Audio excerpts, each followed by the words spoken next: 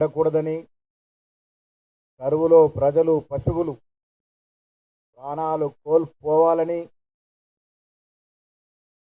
ఇది జరిగితే వారికేదో లబ్ధి చేకూరుతుందని క్షుద్ర పూజలు చేస్తా ఉన్నాడు. 100కు 100% నిజం.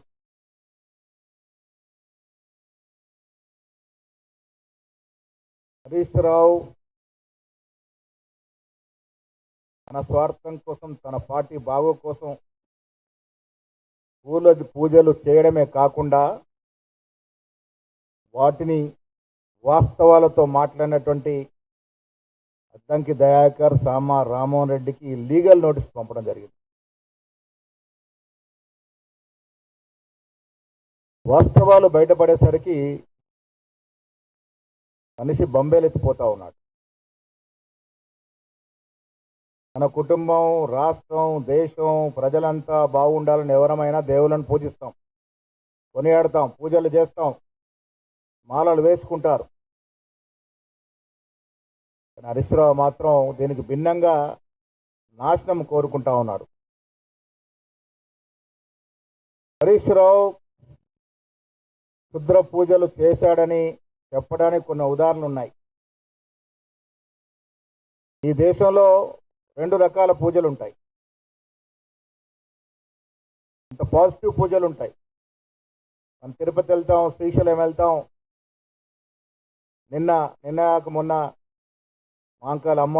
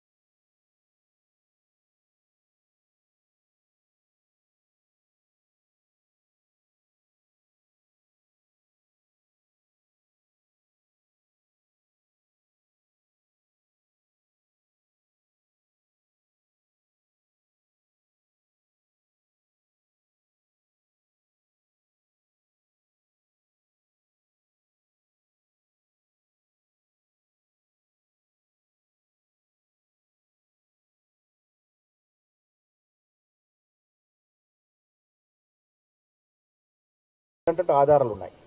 ఈ ఏడాది మార్చి 2వ తేదీన, జూన్ 2వ తేదీన తిరుచి, మే 31, జూన్ 1, మళ్ళీ జూలై 23న షివమొగ్గ వెళ్ళారు. ఇందుకు సంబంధించిన ఆధారాలు ఉన్నాయి. ఇది వాస్తవం కాదంటే మరి ఆ తేదీలో ఎక్కడున్నారో వారే స్పష్టంగా చెప్పాల్సిన అవసరం ఉన్నది. తిరుచి జై అఘోర కాళీ మందిరంలో అమావాస్య నవరాత్రుల సమయంలో పూజలు చేస్తారు. శివమొగ్గలోని ఒక ఆలయంలోనూ ఇటువంటి పూజలు చేస్తారని ప్రచారం ఉంది. సో ఈ దేవాలయాలకి వెళ్ళినట్టు సందర్భం. హరీష్ రావు గారు తిరుపతి వెళ్తే బయటకు వచ్చి ప్రెస్కి మాట్లాడతారు, కుటుంబంతో పోయినా ఎక్కడ పోయినా. మరి ఈ దేవాలయాలకు వెళ్ళినప్పుడు ఎందుకు బయటకు వచ్చి మాట్లాడితే అక్కడ ఏం మొక్కున్నారు, ఏం పూజలు చేశారు, ఎందుకు వివరణ ఇవ్వలే? క్షుద్ర పూజలకు పోకుంటే ఈ ఆలయాలకి ఎప్పుడు, ఎందుకు, దేనికోసం పోయారో దీని మీద వారే స్పష్టత ఇవ్వాల్సిన అవసరం ఉన్నది.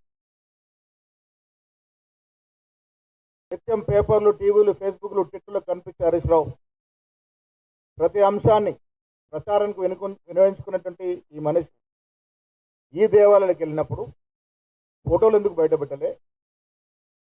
ఫేస్బుక్ ట్విట్టర్లు ఈ ఫోటోలు ఎందుకు రాలే? నిజంగా ఇవి మంచి కోసమే చేసిన పూజలు అయి ఉంటే, రాష్ట్ర ప్రజల బాగు కోసం చేసిన పూజలు అయి ఉంటే డెఫినెట్గా ప్రచారంలోకి వచ్చేవి. ఎందుకు రాలేదు? ఈ వాస్తవాన్ని బయటపెట్టాల్సిన అవసరం ఉన్నది. మనిషి అనేవాడు ఎవరైనా తన సాటి మనిషి బతుకుని మంచిని కోరుకుంటాడు. కానీ వీళ్ళకి ఏమేమి అధికారం 10 ఏళ్ళు అనుభవించి ఇష్టారాజ్యంగా ఈ రాష్ట్రాన్ని నడిపి ప్రజల యొక్క చేత చీకొట్టించుకొని మరి అధికారం దిగిపోయిన తర్వాత మళ్ళీ అధికారం రావాలనే ఆకాంక్ష, దాహం, ఇవన్నీ కూడా ఇలాంటి కార్యక్రమాలకి తావిస్తూ ఉంది.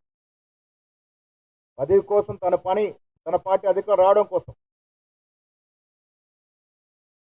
రాష్ట్ర ప్రజల ప్రాణాలు పోయినా పర్వాలే, కరువు వచ్చినా పర్వాలే, ఇవన్నీ జరిగితే ఈ ప్రభుత్వం వ్యతిరేకత వస్తే మాకేదో లాభం జరుగుద్ది అన్నటువంటి ఉద్దేశంతో ఇలాంటి పూజలు చేయడం ఎంతవరకు సమంజసమో తెలంగాణ ప్రజలు ఒక్కసారి ఆలోచించాల్సిన అవసరం ఉన్నది. మేము ప్రభుత్వంలో ఉన్నాం, ప్రజలు మాకు ప్రభుత్వంలో ఉండే అవకాశం ఇచ్చారు. ఇటీవల ఒక పేపర్ వార్షికోత్సవంలో కేటీఆర్ గారు నా పక్కన ఉండే, నేను చెప్పాను, ప్రజలు దేవుళ్ళు, ఓటర్ మహాశయులు దేవుళ్ళు, ఎవరికి ఏ స్థానం మీద వారు నిర్ణయిస్తారు. ఆ నిర్ణయం ప్రకారం మేము ఇలా అధికార పక్షంలో, మీరు ప్రతిపక్షంలో ఉన్నారు. ప్రతిపక్షంలో ఉన్నప్పుడు ప్రభుత్వం ఏదైనా పొరపాటు చేస్తే మీరు విమర్శించాలి, అది మీ బాధ్యత. అధికారంలో మేము ఉన్నప్పుడు మేము తెలుసో తెలియక తప్పులు జరిగితే దాన్ని విమర్శించాల్సిన బాధ్యత ప్రతిపక్షానికి. మీరు విమర్శిస్తే ప్రత్యామ్నాయ చర్యలు ఏం తీసుకోవాలో మేము తీర్చిదిద్దుకుంటాం. అది చేయరు. కరువు వస్తే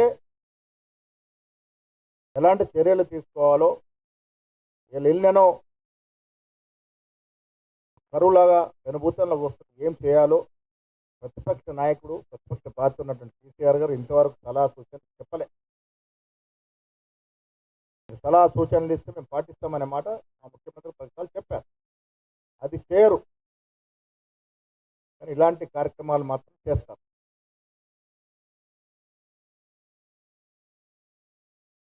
తొలి నుంచి టీఆర్ఎస్ ఆవిర్భావం నుంచి కేసీఆర్ కానీ టీఆర్ఎస్ నాయకులు కానీ అఘోరాలతో,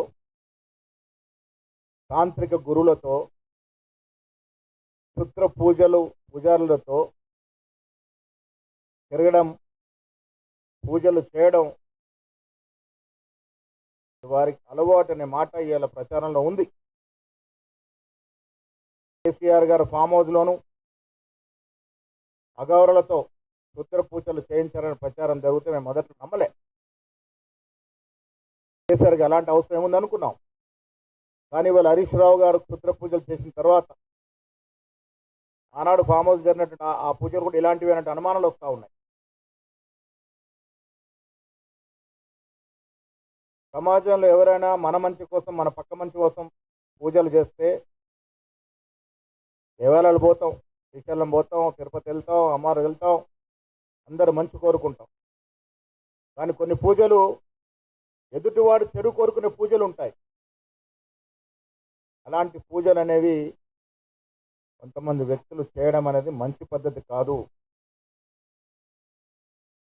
ఆధారాలు ఉన్నాయి, అందుకే మాట్లాడుతూ ఉన్నాం. తెలంగాణ ఉద్యమంలో ఎందరు ప్రాణాలు పోయాయి, ఎందరు ప్రాణాలు పోతే తెలంగాణ వచ్చింది. మా నాన్నడు హరీష్ రావు గారు సిద్దిపేటలో పెట్రోల్ పోసుకోవడానికి పెట్రోల్ డబ్బా దొరుకుతుంది, కానీ ముట్టించుకోవడానికి అగ్గిపెట్ట దొరకదు.